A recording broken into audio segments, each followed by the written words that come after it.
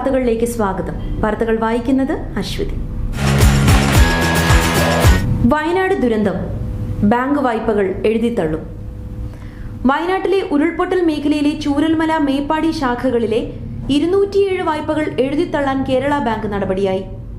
9 വായ്പകളിൽ 6.36 ലക്ഷം രൂപ ഇതിനകം തന്നെ എഴുതിത്തള്ളിയിരുന്നു. സമഗ്രമായ വിവരങ്ങൾ റവന്യൂ വകുപ്പിൽ നിന്നും ലഭിച്ചതിന്റെ അടിസ്ഥാനമാക്കി ബാക്കി വായ്പകളും എഴുതിത്തള്ളാനാണ് തീരുമാനിച്ചിരിക്കുന്നത്. മൊത്തം 385.87 ലക്ഷം രൂപ എഴുതിത്തള്ളാനാണ് ബാങ്ക് ഭരണസമിതിയുടെ തീരുമാനം.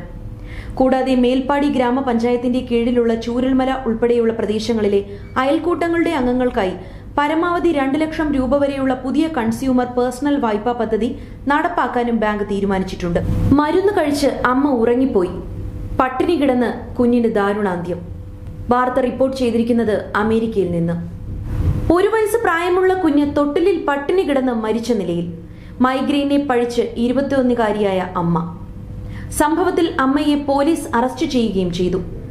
അമേരിക്കയിലെ മിസോറിയിലാണ് സംഭവം നടന്നത്. ധരിച്ചിരുന്ന ഡയപ്പർ പോലും മാറ്റാത്ത നിലയിൽ പട്ടിണി കിടന്നാണ് 1 വയസ്സ് മാത്രം പ്രായമുള്ള കുഞ്ഞ് മരിച്ചത്. തലവേദനയ്ക്ക് അമിതമായി മരുന്ന് കഴിച്ചുറങ്ങിയ 21-കാരി ഉണർന്നപ്പോൾ കുട്ടി ചലനമറ്റ നിലയിലായിരുന്നു.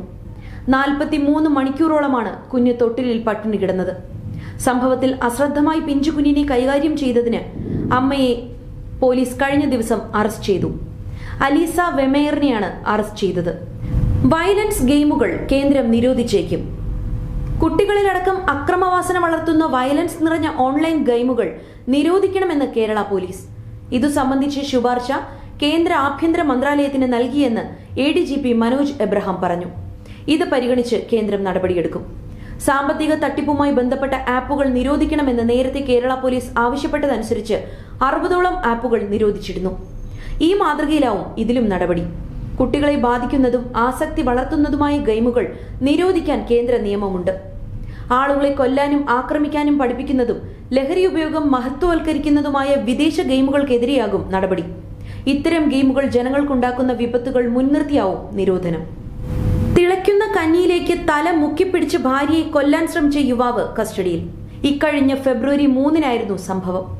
യുവതി സ്വന്തം വീട്ടിലേക്ക് പോകണമെന്ന് പറഞ്ഞതിന്റെ വിരോധത്തിൽ മദ്യപിച്ചെത്തിയ ഡെറിൻ വീട്ടിനുള്ളിൽ വെച്ച് ആക്രമിക്കുകയും മുഖത്തടിക്കുകയും കഴുത്തിൽ ഞെക്കിപ്പിടിച്ച് അടുക്കളയിലേക്ക് തള്ളിക്കൊണ്ടുപോയി തിളയ്ക്കുന്ന കഞ്ഞിയിലേക്ക് തല മുക്കിപ്പിടിച്ച് ഗുരുതരമായി പരിക്കേൽപ്പിച്ച് കൊലപ്പെടുത്താൻ ശ്രമിക്കുകയുമായിരുന്നു. യുവതി ചാലക്കുടി താലൂക്ക് ആശുപത്രിയിൽ ചികിത്സയിലാണ്. സംഭവത്തിന് ശേഷം ഒളിവിൽ പോയ ഡെറിനെ ചായ്പൻകുടിയിൽ നിന്നാണ് പോലീസ് പിടികൂടിയത്.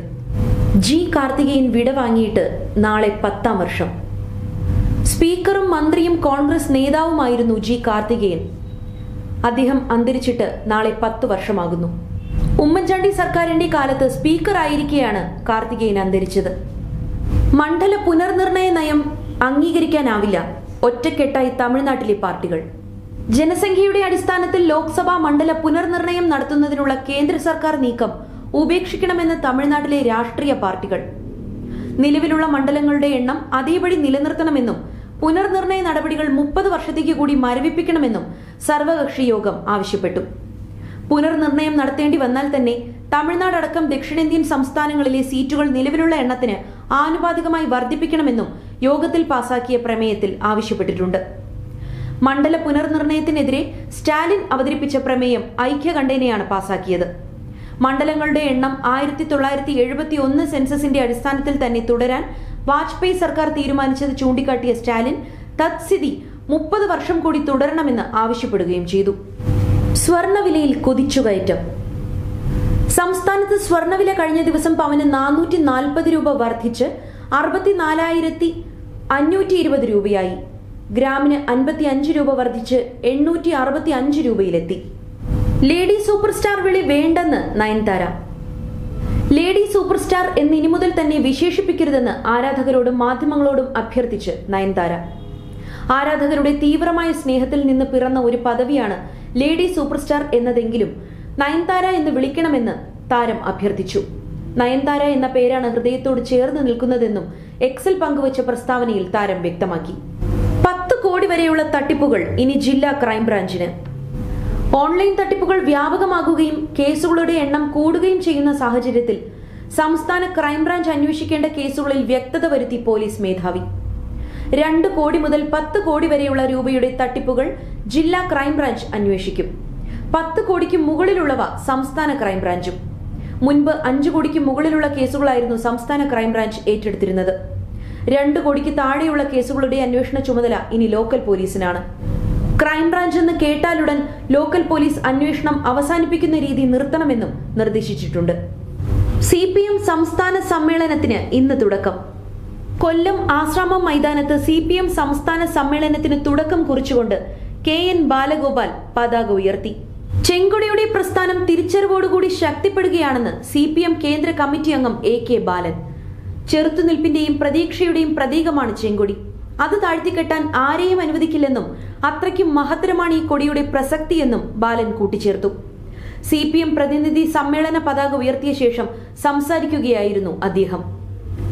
മുഖ്യമന്ത്രി പിണറായി വിജയൻ, സംസ്ഥാന secretary MV Govindan, LDF convener TP Ramakrishnan, മന്ത്രിമാരായ P Rajeev, VN Vasavan, Saji Cherian, R Bindu, PA Muhammad Riyas, OR Kelu, MLA Mar, സംസ്ഥാന നേതാക്കൾ തുടങ്ങിയവർ പങ്കെടുത്തു.